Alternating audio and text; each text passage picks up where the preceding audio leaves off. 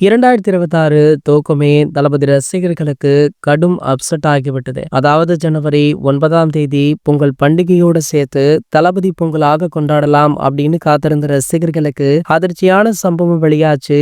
அதாவது ஜனநாயகன் திரைப்படத்திற்கு censor board சர்டிபிகேட்டே கொடுக்கல. கடைசி நேரத்துல யூபிஏ சர்டிபிகேட் கொடுத்து விடுவாங்க அப்படின்னு ரசிகர்கள் ஆவலுடன் காத்துட்டு இருந்த வேளையில அவங்களுக்கு ஒரு மிகப்பெரிய ஏமாற்றமே மிஞ்சியது. படத்துடைய ரிலீஸும் தள்ளி போச்சு.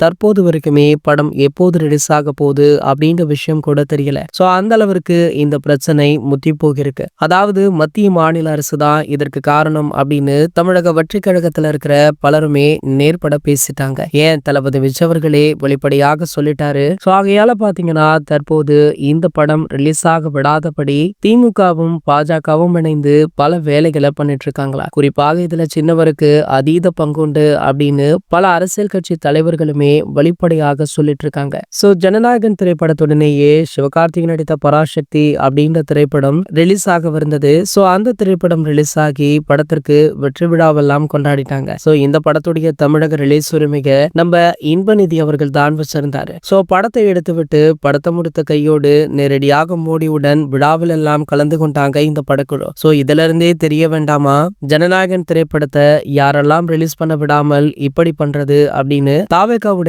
ஆதவ் அர்ஜுனன் அவர்களே சமீபத்துல ஒரு மேடையில பேசியிருந்தாரு. சோ இப்படி உதயநிதி அவர்கள் பல வேலைகளை பண்ணிட்டு இருக்காரா. சோ தற்போது பாத்தீங்கன்னா ஜனநாயகன் திரைப்படத்துடைய ரிலீஸ் கிட்டத்தட்ட உறுதி செய்யப்பட்டுள்ளதாக தெரியுது. அதாவது பிப்ரவரி 14ஆம் தேதி இந்த படம் ரிலீஸ் ஆக வாய்ப்பு இருக்கா. அதற்கான அறிவிப்பு 1 அல்லது 2 நாட்கள்ல வெளியாக கூடும் அப்படின்ற தகவல் தளபதி ரசிகர்கள் மத்தியில மகிழ்ச்சியை கொடுத்திருக்கு. இது போன்ற செய்திகளை பத்தி நீங்க உடனே தெரிஞ்சுக்க நம்மளுடைய சேனலை மறக்காம சப்ஸ்கிரைப் பண்ணிக்கோங்க.